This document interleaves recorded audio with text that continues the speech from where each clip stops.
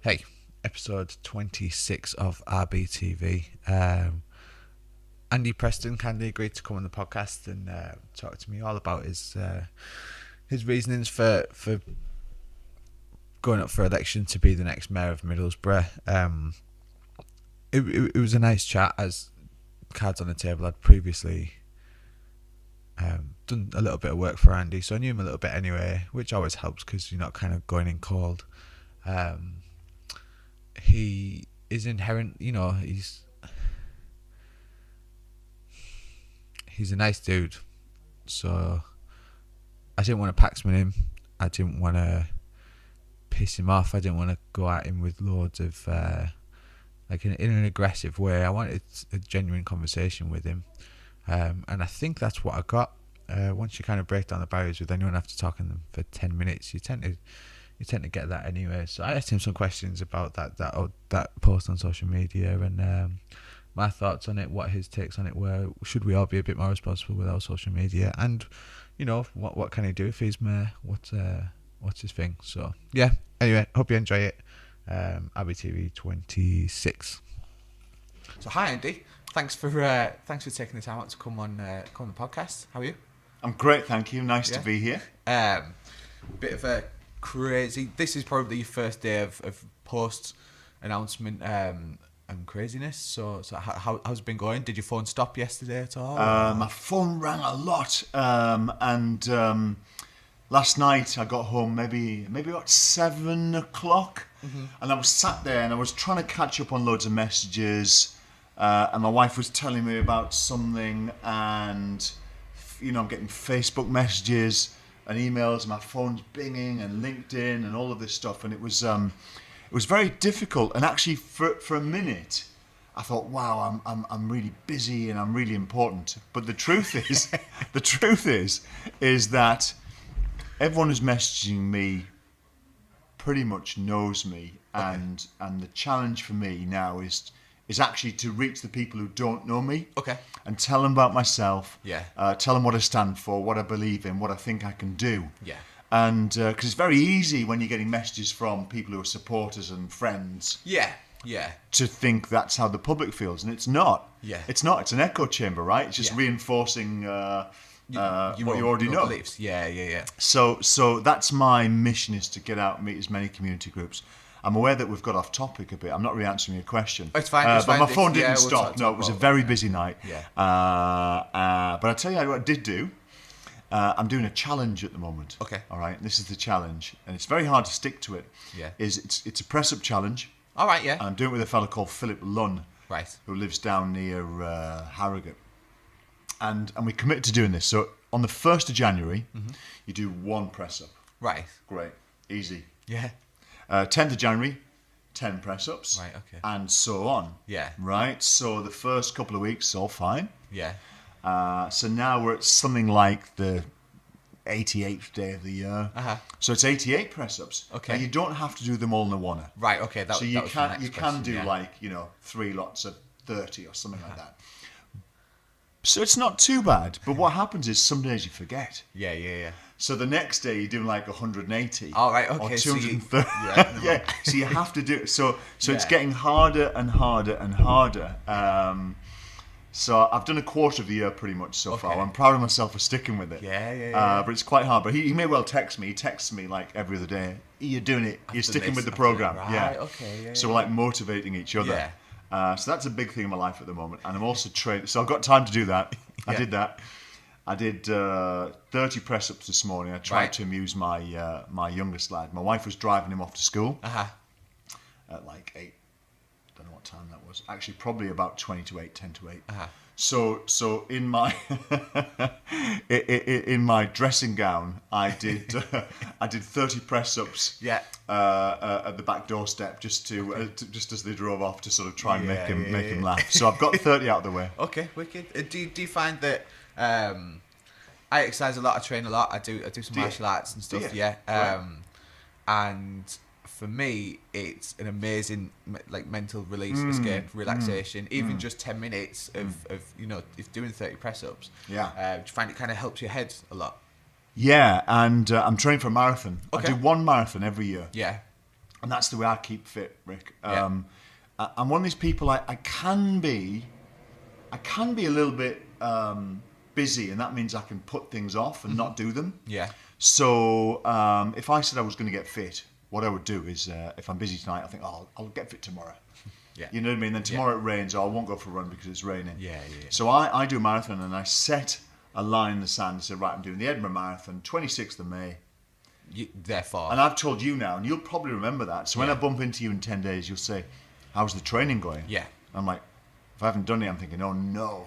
So, and after the event, you'll say, how was the marathon? What time did you get? Yeah. And I want to say I did it in X time. So I'm putting pressure on myself Yeah. and holding myself to account by doing Yeah. an official event with a designated time.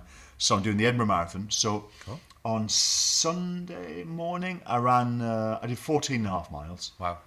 Sort of building up the distance now. Yeah. What's 26? 26.2. Yeah. And when you're out running, after about 90 minutes of running, your brain goes into like an autopilot where you can't concentrate on much, even if you want to. Yeah. And you just kind of become, if I use the word a zombie, I mean that actually in a good way, because you kind of zone out. Yeah. And you're aware of your breathing, and it's a form of meditation. Yeah. And it's really good. Yeah. I've heard it. Yeah. Yeah, it's really, really good. And so I get a lot of peace, a lot of tranquility from endurance training. Yeah. You know, going out running for 2 hours, 3 hours, 4 hours. Yeah. And there'll be a lot more of that over the coming 9 weeks. Yeah. For me, Yeah. for the marathon Looking up to training. that. Yeah. Kind of brings me to my next point. I know we've done some work together in the past, and you're always incredibly busy with charities, businesses you've set up. Just generally, you know, people generally, when I've been in a public space with you, people want a piece of you that everybody's kind of wants. Right.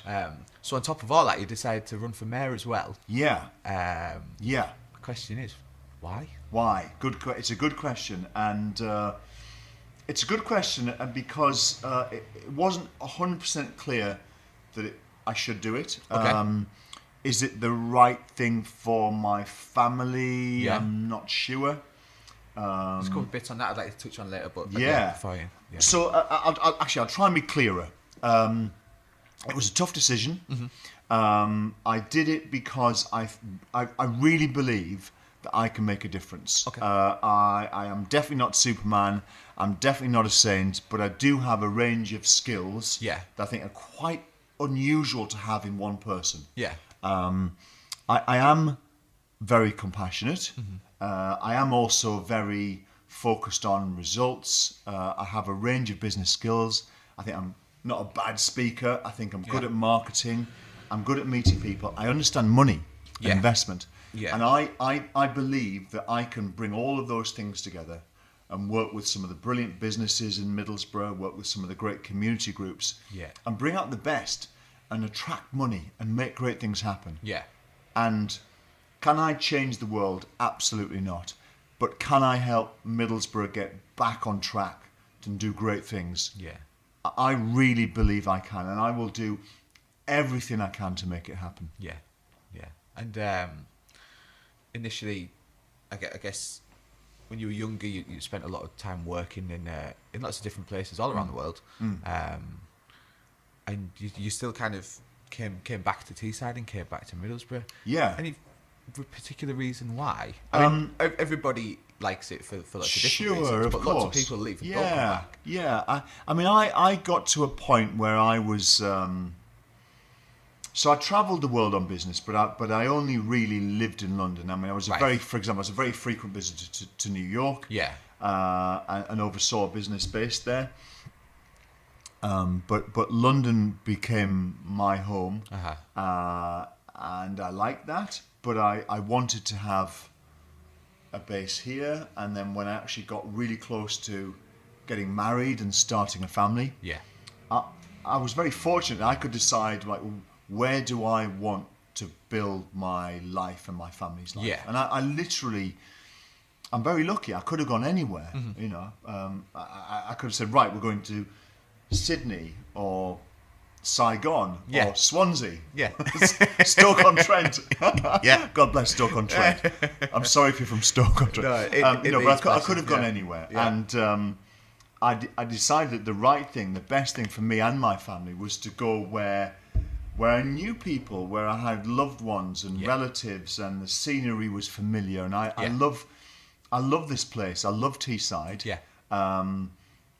I sometimes get very frustrated with it. Yeah. I don't look at it through rose-tinted glasses. Yeah. My phone's buzzing, sorry. That's okay. But I do love it, and it's very special to me. I was really lucky. I managed to be able to afford a very nice house in North Yorkshire. Yeah. So I'm close to family and friends, very close to Teesside. And I think me coming back has helped me to grow as a person. And I also think I've helped some really good things to happen. Yeah. So I'm really pleased that I didn't go to Stoke-on-Trent or Sydney. Or Swansea. Or Swansea, yeah. It's funny. I mean, I lived in Leeds for a few years. Did you? And came back. And I think having that separation is important. And I guess, I don't know if you had it. I don't know if... I know some things went on in the last election, perhaps about people saying, oh, well, maybe you weren't a proper Teesside or whatever. Yeah. But I think going away from somewhere and coming back is a lot more helpful than staying within that little bubble and staying in there and just being surrounded by Teesside. 100%. It's much more meaningful. If you've gone away and then voluntarily decided you're coming back, sometimes people stay here just because it's an easy option. Mm-hmm. They're not actually deliberately choosing to stay here or actively choosing to build a life here. It just kind of evolves and happens by accident. The people who've been away and come back are the most committed, passionate and proud Teessiders. Yeah. They've made that choice, really, haven't they, to kind of go away. And I think the life experience you get, even if you just go travelling to Thailand for 6 months, that broadens it, and the experiences. You know, people have come back and built businesses on what they've seen in the rest of the world from travelling or work. You've hit on something there, and gosh, I don't want to just bash politicians, but you know, I suppose they're fair game, right? They stick their head above the parapet. They say vote for me. So let's criticise them. But way too many locally have never been anywhere, right? Okay. And if someone is born and bred and then stays here, that is great. That is fine. Yeah. But someone's been born and bred and been away and then come back has got a different perspective. Yes. And they're able to challenge things and see perhaps sometimes better ways of doing things. Yeah. And certainly people that move here from elsewhere, whether they're born abroad or whatever, they can bring a different perspective. Yeah. And too many of our politicians don't have that. Yeah. They're stuck in an old-fashioned, dyed-in-the-wool way from the 70s. Yeah. Is that too much of a rant? No, not at all. It's interesting. I think it draws a lot of parallels between the way we're kind of seeing politics and people, the way people are interacting with each other in the world at the minute. Because how shall I phrase this? Generally, it draws parallels between the way people are promoting themselves, I think. Mm-hmm. And there's a guy in Sheffield called Magic Majid. I don't know if you're aware of him. No. Young lad, about 28. He's Lord Mayor of Sheffield. He might not be anymore. Right. But he kind of came up the left field. Green Party member. I think it's fantastic. Follow him on Instagram just because he's enigmatic. He's an interesting person. And he just used Instagram and the youth vote and social media. Wow. And everybody else kind of going for that in Sheffield were maybe 60. And it just came out of nowhere basically. Wow. And went and got the youth vote. People who probably never normally vote. Yeah, sure. And he came out and he got the mayorship, and he kind of like has the big gold chain on, and he wears Doc Martens. 21. Yeah, 28 he is. 28. Okay. Yeah. Wears t-shirts and jeans, and Magic Magic Majid. He's great. I'll show you later. Yeah. But it's an interesting case study. Do you think it's a similar thing in Teesside? I don't know if because we're in a similar network, but you seem to utilise social media quite well, and that is basically my parallel. The point I'm trying to make is I don't think a lot of other people do that, but do you think that's because you've seen different ways of doing things, and that's another different way of doing things? That was such a long way to get to that point. But I think it's a good point. But I may use social media well. I don't know. Yeah, I think you do. I'm definitely not brilliant, but I'm definitely not rubbish either. But I think that most of our politicians are absolutely rubbish. Yes. And I think, first of all, in some ways that's their problem. Yeah. But actually, it's our problem too. And I think the fact they are so set in their ways and they have got so little real life experience, they can't adopt new things. Yeah. And they can't adapt the way they work.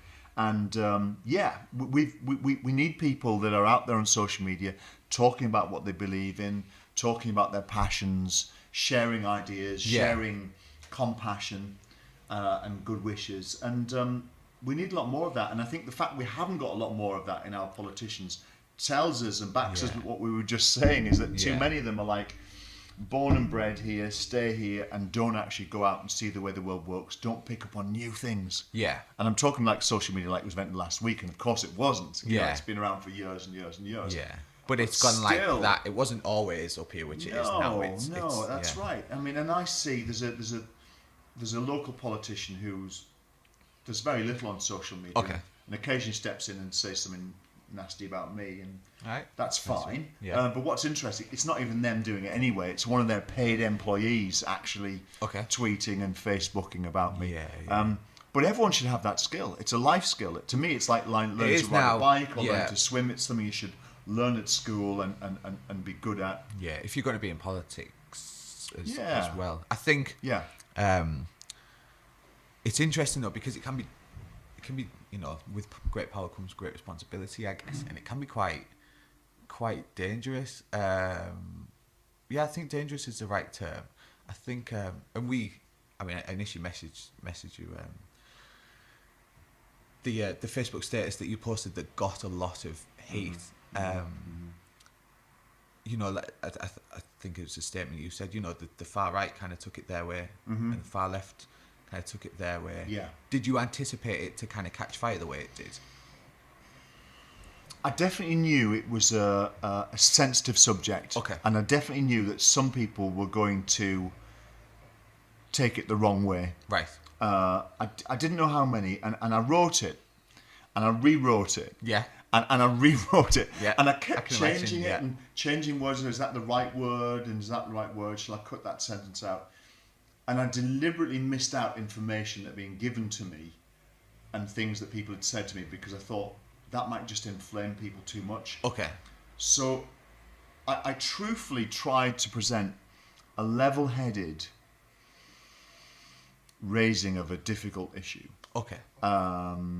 And I wasn't surprised that some people took it the wrong way and read their own stuff into it. I wasn't, because that's always going to happen. Yeah. I was surprised, and I'm still surprised actually, by some of the people on the left who just keep misstating what I said and making me out to be some racist thug or someone who's trying to incite problems, and that is 100% unfair. Yeah. And I deliberately tried to distance the far right by saying from the outset that immigration is good and it can bring real benefits. Yeah. And I've got a track record on that Facebook page of supporting asylum seekers, people in difficult situations. In fact, anyone who is in a tough spot that needs supporting, I've supported them verbally, I've supported them on social media, I've supported them with my time, I've supported them with money, and I don't think some of the rights I've championed, like LGBT rights, actively championed those things. Yeah. I think I've alienated loads of far right people. Okay. And I'm happy with that. Good. Yeah. But people on the left have chosen to ignore all of that. Right. Okay. And have chosen to start saying I'm some kind of racist. And I think it just shows how sanctimonious and self-obsessed some people are. Is that they've got a gang. They're convinced that they are the moral crusaders, and anybody who doesn't fit exactly within their gang is a baddie. Yeah. And I think that's what's been going on. Yeah. But I actually got a lot of messages of support from people saying, I'm really pleased you said it, thank you. Right, okay. Some very high profile local people who won't be named have contacted me and who aren't involved in politics and said, I am pleased you raised that. Right. So I think I did the right thing. Yeah. Even though it got me a lot of heat. To say the least. Yeah. It's it's almost a microcosm of a much larger issue worldwide. I think the far right are very good at shouting about whatever it is they're passionate about, and will engage in arguments on Facebook and things like that. Personally, I'm quite left leaning I mean, I think both have good ideas, and I hate to kind of put myself in a box sometimes, but naturally I kind of do. I think the whole rights versus left is in such a crazy place at the minute that I can't even fathom what's going on sometimes. You know, that everybody, is it a part of the echo chamber thing that we're in at the minute, where, you know, people very, very far left post things and it all gets reinforced. Therefore, they really struggle to see other people's opinions or beliefs on their things. And I think the same's happening on the right. And sometimes I feel like the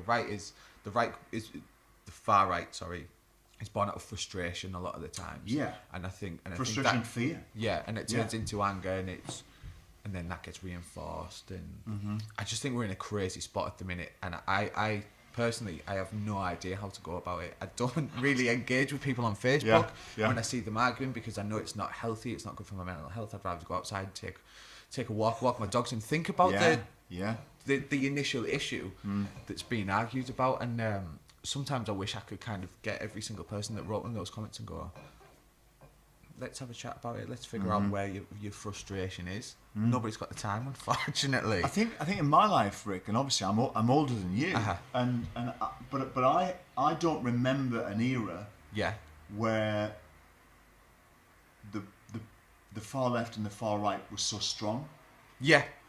They've always existed, there's of course. A chasm between they've them always existed, but instead of being a small group, they've grown to a bigger group. I think the vast majority of us are in the middle, a bit left of centre, a bit right of centre. Yeah. But we all broadly agree on most things, and we're pretty level-headed and reasonable. But the number of political nutters is growing. Yeah. And that's a bit frightening. Yeah. I don't know exactly why it's happening. I think Trump isn't the cause of it. He's a symptom of it. Berlusconi in Italy is a symptom of it. Yeah. I do think that there's a disconnect between politics and people are very frustrated and angry. Yeah. And we have to address that.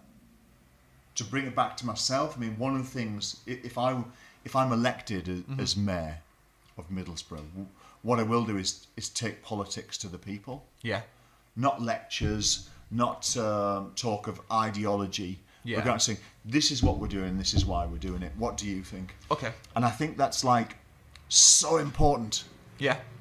Because we need to get more people on side and let them realise that politics is for them. Politics is about people. Yeah. It's not about this party versus that party. Yeah. It's about making communities better. Yeah. Yeah? Supporting charities, helping businesses to create jobs. Yeah. Yeah. Constructively challenging a school, constructively challenging the police. That's what it's about. Yeah. Okay. And as soon as people realise that it's not about some older blokes in Westminster booing the other side. Yeah. Which way, if you say the word politics, that's what we all think about. Yeah. But the word literally relates to people and personal relationships. Okay. And that's what we've got to get back to. Yeah. And in your press conference yesterday, you kind of mentioned about, or at least from what I saw on a transcript of it, was about the kind of the secrecy that goes on at the minute. And I guess you're right, and I'd never really thought about it, but I live in central Middlesbrough, I live in TS1, and I don't really know what the mayors themselves have done over the past, since I came back to these, about 8 years now. So it would be quite interesting to kind of see, well, you know, what's going on. And you were saying about politicians, especially on a local level, utilising things like social media. Maybe it's because I don't read the papers as much as I should. Yeah. But again, this might be a network thing, but I tend to know what you're up to usually. Okay. Because you're quite good on social media. Yeah. And that to me says, okay, well, at least if there's going to be, if you're going to be in power and there's an extra level of transparency, that can only be a good thing. And Totally. I think whoever does end up kind of being the mayor of Middlesbrough, I think you're right. I think it's important that they're kind of out there and saying, hi, this is what I'm doing. Yeah. And if they are doing that, the mediums that they're doing it through, unfortunately, aren't working at the minute. I think there's a degree of dishonesty, and I think that what most politicians like to do is push out a leaflet. Yeah. Because what the leaflet does, it says something that you've written, or even your marketing team in Conservative HQ or Labour HQ has written and vetted and deliberated, endorsed. Yeah. Copywriters are good at what they do. Exactly, you know what I mean? they've chosen the right photos, and it tells you exactly what they want you to read. Yeah. What I want to do, and tell me if you think this is a good idea, is I want to do a daily video log. Yeah. Saying, this is me, this is what I'm doing today, I'm going here, I'm seeing him, I'm seeing her, and I'm hoping to get around to doing this. And Yeah. people can comment. Obviously, people will be barred from using bad words or saying offensive things, but people can comment saying, well done, what a load of rubbish, or have you thought about doing this? Have you thought about doing this? Yeah. And I really want to go to the public with what's going on, so that if you're still living in TS1 or your next door neighbour is, they're saying, oh yeah, I know what Andy's doing, and maybe they disagree. Yeah. Or maybe they like it, but at least they know and they feel engaged. Yeah. And they can say, well, why aren't you doing this? And why aren't you doing that? Yeah. And that's really powerful. And that's not difficult to do. But people don't like doing it because they're accountable and they're not rehearsed. Yeah. And there are some people who are very honest who are awful at speaking openly. But most people who refuse to speak openly, it's because they don't like to actually say what's on their mind. Yeah. They're very closed. Yeah. And I'm not. And I think to go into politics or anything like that, any kind of leadership role, you have to be willing to speak from the heart. Yeah. And if you can't or won't do that, you shouldn't be in the job. Yeah. Yeah. I mean, I'm similar in that I've never... I can understand people not having the confidence to get up and talk about something. It comes under... I think heights is the greatest overall fear in population. Yes. The second one is speaking publicly. It is terrifying. Speaking publicly is never... It's not bothered me that much, but usually it's... it comes with a degree of confidence of what I'm talking about. I could probably talk about video production to 10,000 people on a stage quite confidently, you know what I mean? But then if you start asking me about microbiology, then okay, I'm going to get nervous because sure, of course, no, it is. Subject matter is important. Yeah, but so for me, if you're essentially if you're going to be a politician, you have to be confident in what you're doing. Therefore, you should be confident speaking about it. For me, it's that simple. For other people, I think you should be able to say how you honestly feel. And if you don't know, say, do you know what? I'm sorry, I don't know enough about that. Can I come back to you? Yeah. And no one's going to be cross with you if you're honest and say, I actually don't know. Let me come back. Yeah. I think that's a big thing in society, being able to A, say no, or B, say, I'm not sure. I specifically remember a teacher saying to me in secondary school, I think, saying, if you don't know the answer, that's okay. Just say that you don't know. Take some time to think about it. It was interview prep is what it was. So if we're in an interview situation, you ask me a question, and I actually don't know the answer, instead of fumbling my way through it, say, can I just take 30 seconds to think about it? And then think about what my actual response is. And that in itself is such a powerful tool, isn't it? I was about 27, 26 when I learned to say I don't know. I'd been kind of like, I'd grown up in this environment where you felt you were losing face if you didn't know the answer to something that you were deemed to be knowledgeable about. Right, okay. At age 26, I went to work in finance, international finance. And the first thing I'd do, I'd sit in this room with these guys that were like mathematicians. Okay. And they were doing all this stuff, very clever stuff with options and computers. Yeah. And they were teaching me, as someone who knows nothing about maths, but they were teaching me the basic maths of it and option theory. Some of it was very complex. One of them was a university lecturer called Kevin Connolly. And he was the first person I ever met who was an expert. And you could ask him something about maths, about option theory, and he would actually say, do you know what, I don't know. And I thought, well, if he can say it, I can say it. And I say all the time now, there's a couple of things I always say. I don't know if I don't know. Yeah. And I say sorry. Yeah. And I think sorry is one of the most powerful words in English. If someone's offended or hurt, if you say, do you know what, I am actually sorry about that. Yeah. It's just a beautiful thing. Yeah. And when I see people wriggling and unwilling to quite say sorry, and they kind of, in a roundabout way, say, oh, well, yeah, I'm sorry if you're offended. That's not the same as saying sorry. No, yeah. You know what I mean? I'm sorry if you're sensitive. I'm sorry if you're stupid. If you actually just say, actually, I'm sorry. Yeah. I just think that's a really powerful thing. And I've learned to use those words when they're genuine. Yeah. And I think it gets you out of trouble. I think that it puts people at ease. Yeah. And it's just a great way to live your life. Yeah, yeah. And to think like that, to understand that we're all fallible. It's okay to be wrong if you were wrong, and then to apologise for whatever it was you were wrong about. You know what I mean? Yeah. We can't be right all the time. Yeah, and some people see saying sorry as a weakness, and I don't see it as that. It's a strength. I think it is. Yeah. Because personally, and I'm quite introspective, so maybe that's just my take on it. Because for me, that says you've taken the time to think about what you've done actively, understand if it's right or wrong, and accept it, whatever it may be. Yeah. You know what I mean? Maybe you just spoke to somebody the wrong way. We've all done it. You know what I mean? And then actually, that absolutely. You know, I've said it. You know, that was quite shit with me. Sorry. Yes. Yes. It's important. Yeah. Yeah. Yeah. And it's like I say, it's interesting.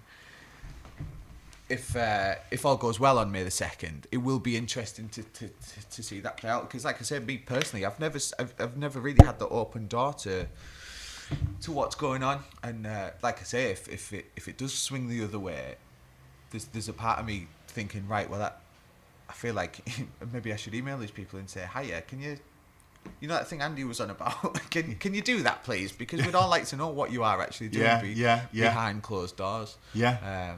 How much sway and how much swing, forgive my ignorance, does someone like the Mayor of Middlesbrough have in terms of like changing policies? Yeah.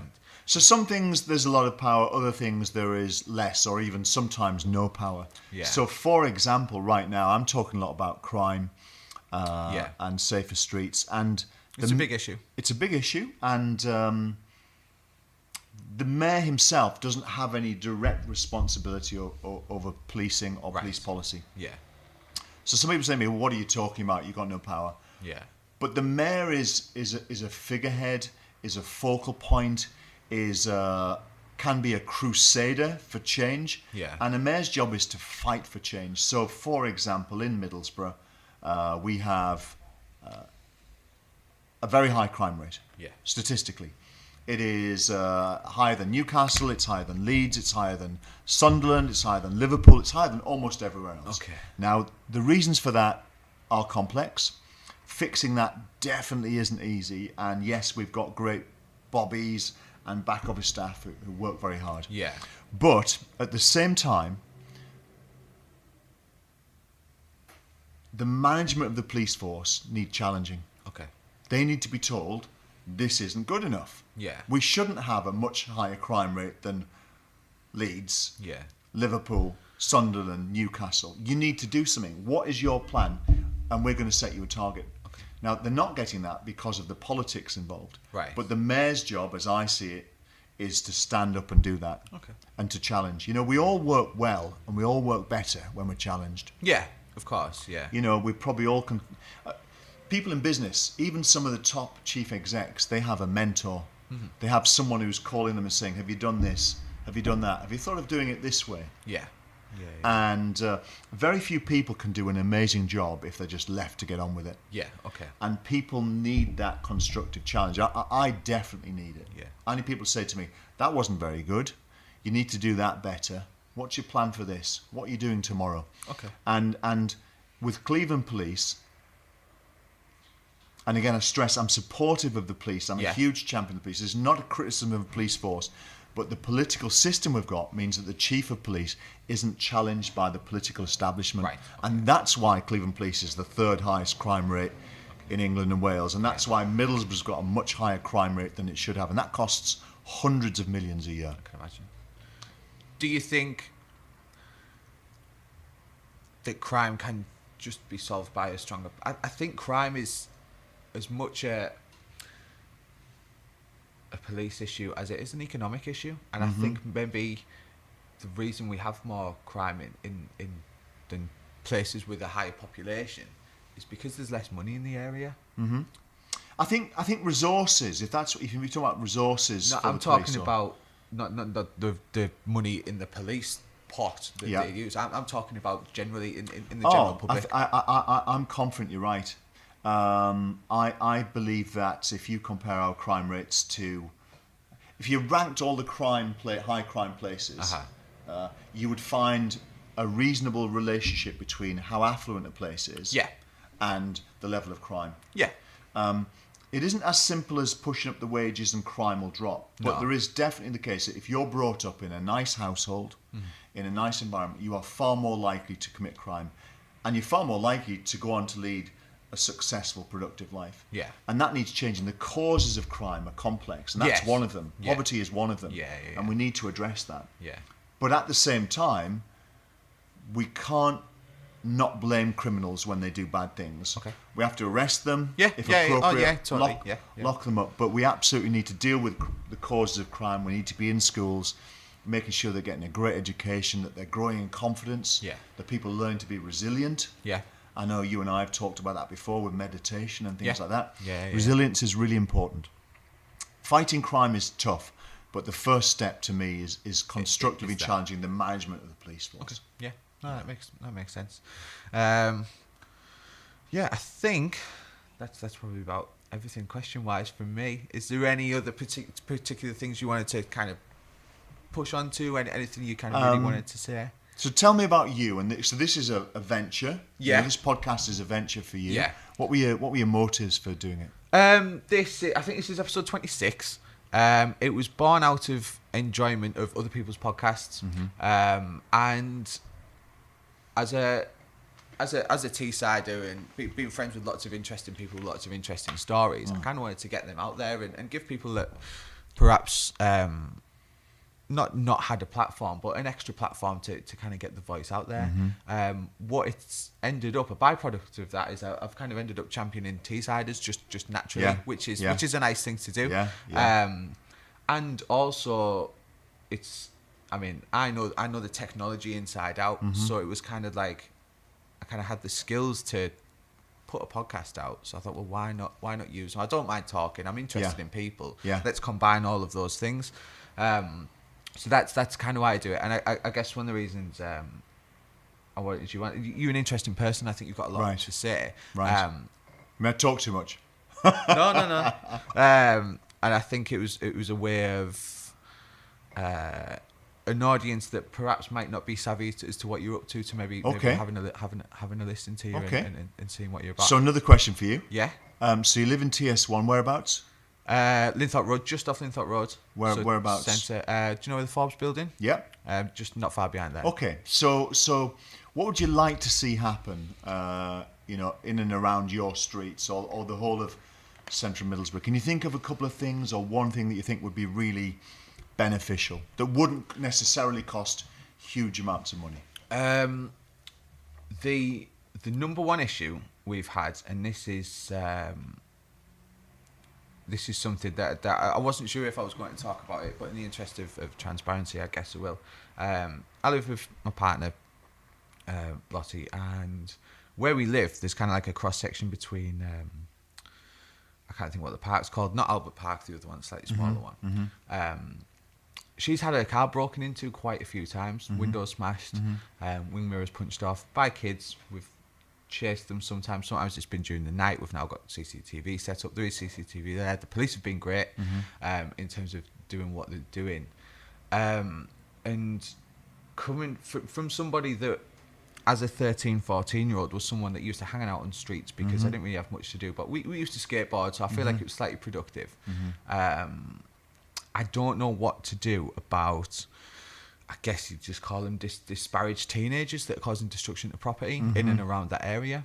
And I guess one of the things, I guess, about your statement about the issues in TS1, certainly the issues we've come across have never been by immigrants. They've always been generally by annoying Teessiders, teenagers. For me, a little bit of cleaning up in the streets, and whether it's, I don't know what the answer is, because kids are naturally going to hang about. Whether it's whether it's a symptom of their parenting, whether it's I don't know. That area could do with it. Do the clean up, and I don't quite know how to go about it, how to tackle it, which is probably why I'm not in politics. But well, no, I don't think anyone knows. There's definitely no easy answer. Yeah.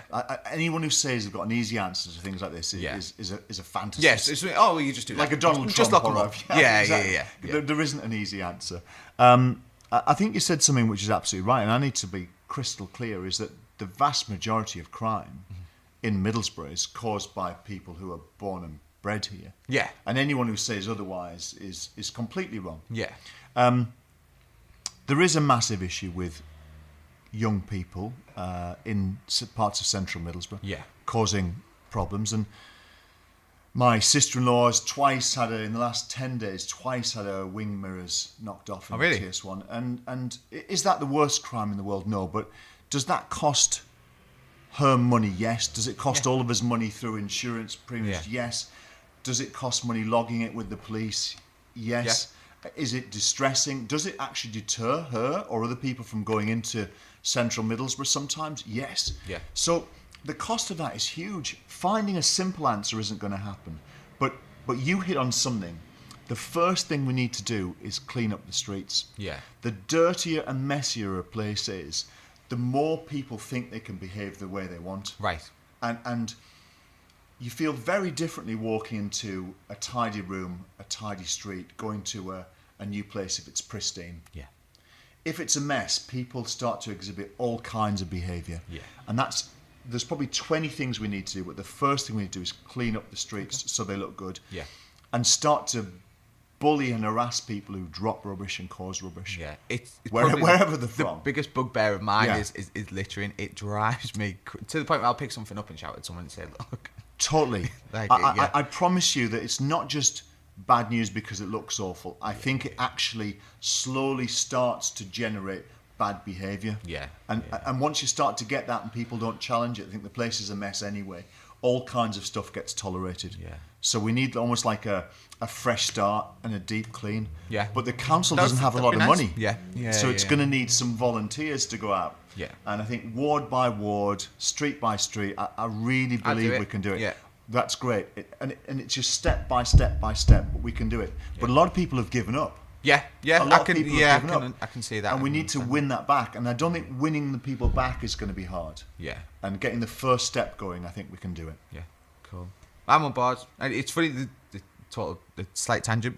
There's a psychological study I remember from my college days where be a totally blank, beautiful wall, as beautiful as a brick wall can be. Yeah. And once that gets one bit of spray paint on, absolutely, it takes a matter of weeks before it's full. Completely. So yeah, I think you're right. And places like, I